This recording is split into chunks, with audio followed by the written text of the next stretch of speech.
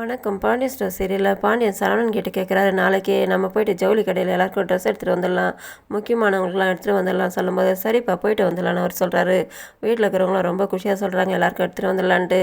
நல்லா கிராண்டாக யாருக்கு என்னென்ன வேணுமோ எடுத்துக்கலாம், எவ்வளோ செலவானாலும் பரவாயில்லன்ட்டு அவர் குஷியாக சொல்கிறாரு. அந்த நேரத்தில் செந்திலுக்கு ஃபோன் வருது. ஈவெண்ட் மேனேஜ்மெண்ட்லேருந்து ஆள் வந்திருக்காங்கன்னுட்டு அவரும் கூட்டிகிட்டு வந்து உட்கார வைக்கிறாங்க. அவர் சொல்கிறாரு, உங்களுக்கு என்னென்ன வேணுமோ அந்த மாதிரிலாம் சொல்லுங்கள், நாங்கள் அதெல்லாம் ரெடி பண்ணி கொடுத்துறோன்னிட்டு. அதை கேட்டதும் எப்படியெல்லாம் பண்ண முடியுமான்னிட்டு இவங்களுக்கு ஆளுக்கு அவங்களோட விருப்பத்துக்கு எப்படியெல்லாம் தேவையோ அப்படியெல்லாம் செய்யலான்ட்டு சொல்கிறாங்க.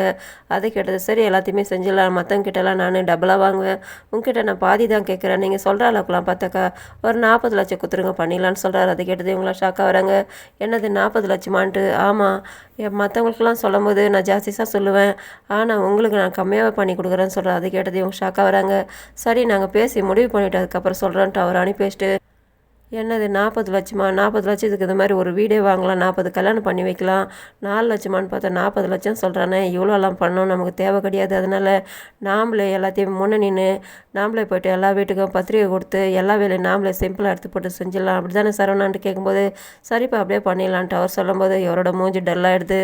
எல்லாருமே ஒரு மாதிரி ஆகிடுறாங்க. வேறு என்ன பண்ணுறது, இவர்கிட்ட தப்பிச்சா போதுன்ட்டு பாண்டியன் எழுந்து போய்ட்றாரு. 40 லட்சமா? இதெல்லாம் முடியுமா? நாம என்னமோ ஆசைப்பட்டோம், பார்த்தாக்கா இவ்வளோ துட்டெல்லாம் செலவு பண்ணியெல்லாம் பண்ணணுமான்ட்டு அவர் பாட்டுக்கு புலம்பிட்டு உள்ளே போய்ட்றாரு. நைட் ஆகுது. வீட்டுக்கு குமார் வந்துட்டு ஃபோன் பேசிக்கிட்டு இருக்காரு வண்டி மேலே உட்காந்துக்கிட்டு. அந்த நேரத்தில் வெளியில் வராங்க ராஜி. ஜன்னல்லேருந்து கதிர் இவங்க 2 பேருமே கவனிக்கிறாரு. இவங்களுக்கு கோபம் வருது, கதிர்கிட்ட பிரச்சனை பண்ணாருன்னுட்டு. அந்த நேரத்தில் கீழே கல் இருக்குது, அந்த கல் எடுத்து ராஜி அவங்க அண்ணன் மேலே எறிகிறாங்க. அவர் திரும்பி பார்க்குறாரு. அந்த நேரத்தில் கதிர் வந்து வெளியில் நிற்கிறாரு. அவரை பார்த்தது இவர் தான் கல் எறிஞ்சாருன்ட்டு கதிர் அடிக்கிறதுக்கு வராரு குமார். அந்த நேரத்தில் இவங்க வந்து குறுக்க நிற்கிறாங்க. நான் தான் கல் எறிஞ்சேன், என்கிட்ட சண்டை போடணிட்டு. அப்போ நீ தானா, நீ இந்த வீட்டுக்கு வந்து பாரு, நீயே எதிரியாவே மாறிட்டியா, நீ ஏன் அந்த மாதிரிலாம் பண்ணிக்கிட்டு இருக்கேன்னு கேட்கும்போது, ஆமாம் நீ இவங்க கூட சண்டை போடுவியான்ட்டு சண்டை போடுறாங்க, அதை கூட சொல்லிட்டானான்ட்டு.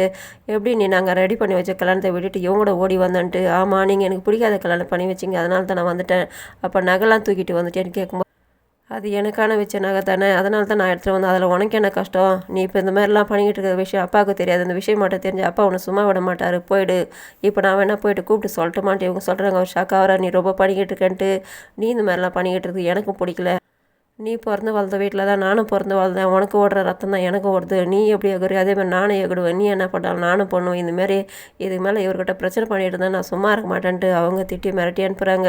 அவர் மிரண்டு போயிட்டு கிளம்பிடுறாரு. இதை பார்த்துட்டு ஷாக் ஆகிட்டு உள்ளே வந்துட்டு உட்காந்து சிரிக்கிறாரு கதிர். இவங்க வராங்க, என்ன சிரிச்சுக்கிட்டு இருக்கேன்ட்டு. ஒன்றும் இல்லைன்ட்டு. சரி நீங்கள் மேலே பத்துங்க சொல்லும்போது, இல்லை நீயே போய் படுத்துக்கன்ட்டு இவங்க உட்காராங்க படுக்கிறதுக்காக. இவர் திரும்பவும் சிரிக்கிறாரு. என்ன சிரிக்கிறீங்க, என்னை பார்த்து அவங்களுக்கு என்ன கிண்டலாக இருக்குதான்ட்டு.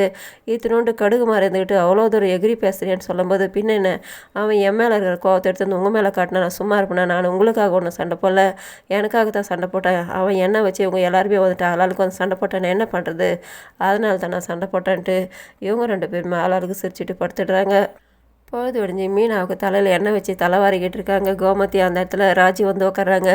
எனக்கு இந்த பக்கம் ஒரு பக்கமாக படுத்துனா அதனால் கை வலிக்குதுன்றாங்க. ராஜி கையை பிடிச்சி விடுறாங்க. பழனி ஒரு பக்கம் அங்கே நின்று, பரவாயில்லையா மாமியார் மருமகளும் எவ்வளோ ஒத்துமையாக இருக்காங்க, அங்கே தலை பிடிச்சி குடியும் இப்படி சண்டை போடுவாங்கன்னு பார்த்துருக்கேன், ஆனால் இங்கே தான் பார்க்குறேன் இவ்வளோ தூரம் க்ளோஸாக இருக்கீங்கன்ட்டு அவர் ஒரு பக்கம் கிண்டல் பண்ணுறாரு. இந்த இடத்துல மீனாவோட அம்மா ஆட்டோவில் வந்து பார்த்து இறங்கி பார்த்து இதை பார்த்து அப்படியே கண் கலங்கி போகிறாங்க. இங்கே மீனாவோட அம்மா வந்திருக்காங்கன்ட்டு பழனி சொல்கிறாரு. மீனா வந்துட்டு அவங்க அம்மா கட்டி பிடிச்சிக்கிறாங்க. வாமா வாமா நல்லா இருக்கேன்ட்டுலாம் கேட்குறாங்க. உள்ளே வாங்கன்னு கூப்பிட்டோன்னு வரமாட்டுறாங்க அவங்க. அப்போது இந்தாம்மா பையன்ட்டு அவங்க கொடுக்குறாங்க. என்னம்மா அது பையிலன்ட்டு மீனா கேட்குறாங்க. உனக்கு சாப்பிட்றதுக்காக ஏதாவது வாங்கி வந்திருப்பாங்க, வாங்கிக்கமான்ட்டு பழனி சொல்கிறாரு. அவங்களும் அதை வாங்கி பார்க்குறாங்க. உள்ளே பார்த்தா நகை பாக்ஸ் இருக்குது. அதை பார்த்ததும் இவங்க எல்லாருமே ஷாக் ஆகுறாங்க. இங்கே நடக்கிற விஷயங்கள் எல்லாத்தையுமே வந்துட்டு ராஜியோட சித்தி பார்த்துக்கிட்டு இருக்காங்க எதிர்க்கிறது. இதோட முடியுது. நன்றி, வணக்கம்.